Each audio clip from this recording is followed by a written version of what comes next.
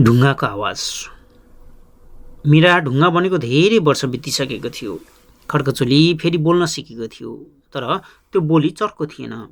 त्यो बोली जिम्मेवार थियो। त्यही गाउँमा एक वर्षा ढिलो आयो। त्यसै वर्ष एउटा बालक जन्मियो, आरुष।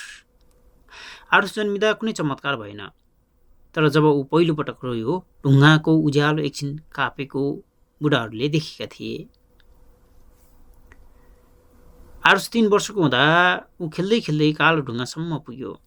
सबैले डराएर कराए, नछो। तर ढुङ्गालाई छोएपछि आरुष रोएन, ऊ मुस्कुरायो।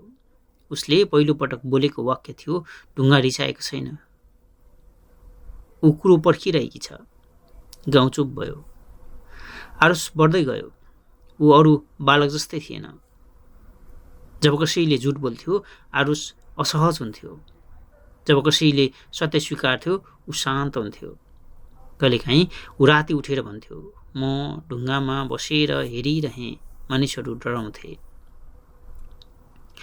उसलाई कसैले मीराको कथा भनेन, तर स्मृति उसभित्र नाम बिनाको नदी जस्तै बगिरहेकी थिए।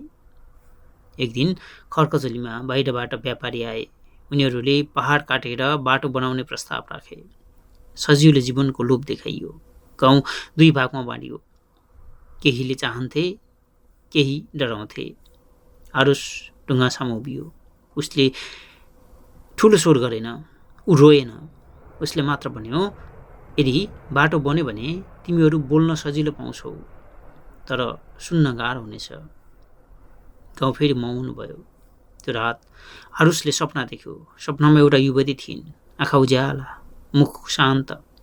उनले भनिन्, म तिमी भित्र पूर्ण भएर फर्केकी छैन, म तिमीलाई सम्झाउने मात्रै हो।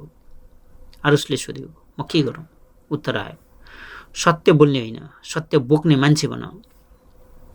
भोलिपल्ट आरुषको ढुङ्गामा हात राख्यो। भोलिपल्ट आरुषले ढुङ्गामा हात राख्यो। पहिलोपटक ढुङ्गाको उज्यालो बाहिर फैलियो, तर कसैलाई ढुङ्गा बनाइएन। बरु गाउँलेहरूले आफ्नै डर देखे। केहीले बाटो अस्वीकार गरे, केहीले पहाड जोगाए, केहीले लोभ छोडे। ढुङ्गा फेरि मौन बन्यो, तर हल्का। मीरा फर्किनन्,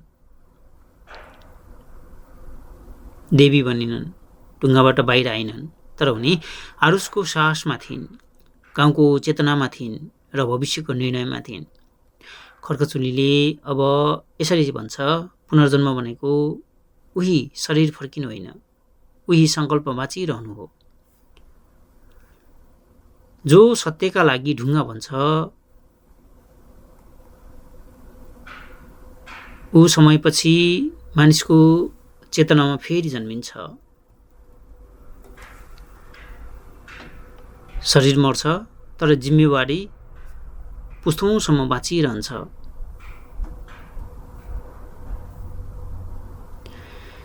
समय धेरै बितिसकेको थियो। खड्कचोली अब केवल गाउँ रहेन, त्यो कथाको नाम बनिसकेको थियो। पुराना घरहरू भत्किए, नयाँ छाना बने, मानिस फेरिए, तर गाउँको बिचमा रहेको ढुङ्गा उस्तै थियो। अब त्यो ढुङ्गा कालो थिएन, न पुरै उज्यालो।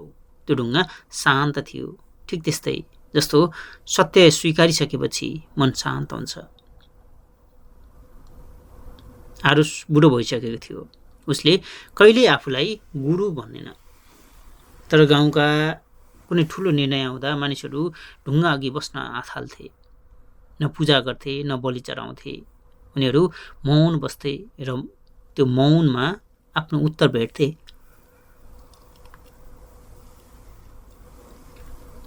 त्यहीबाट मानिसहरूले भन्न थाले, त्यो यो ढुङ्गा बोल्दैन, तर झुट पनि बस्न दिँदैन।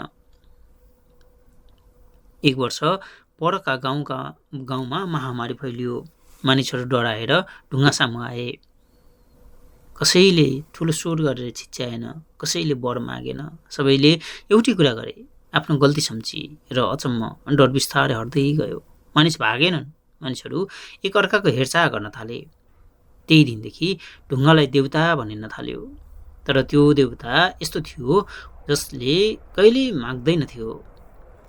एक रात आरुषले अन्तिम सपना देख्यो। ढुङ्गाको छायाबाट मीरा निस्किन्। तर अब उनी मान्छे जस्तै थिएनन्। उनको स्वर हावा जस्तै थियो, न आदेश न आग्रह। अब मेरो नाम आवश्यक छैन, उनले भनिन्। ढुङ्गा आफै पर्याप्त छ। आरुषले सोध्यो, तिमी देवता भयो? मीराले मुस्कुराउँदै उत्तर दिइन्, म तिमीहरूभित्रै विलिन भएँ। समयसँगै ढुङ्गाको वरिपरि कुनै मन्दिर बनेन, कुनै पुजारी आएन, तर मानिसहरू ढुङ्गा अघि झुट बोलेर उभिन सकेनन्। त्यो नै देवताको शक्ति बन्यो। गाउँका बच्चाहरूले सिके, देवता डराउन होइन, जिम्मेवार बन्न सम्झाउन हो। एक दिन पहाडमा ठुलो कम्पन आयो। धेरै ढुङ्गा खसे, तर गाउँको बीचको ढुङ्गा अचल रह्यो। गाउँलेहरू भन्छन्, जब विश्वास बाहिर खोजिन्छ, देवता चाहिन्छ। जब विश्वास भित्र जन्मिन्छ, ढुङ्गा नै देवता बन्छ। देवता आकाशबाट झर्दैन, उनीहरू मानवको साहस, स्मृति र जिम्मेवारीबाट जन्मिन्छन्। जो सत्यका लागि ढुङ्गा बन्छ, समयपछि देवता कहलिन्छ, किनकि उसले मानिसलाई मानिस बनाइरहन्छ।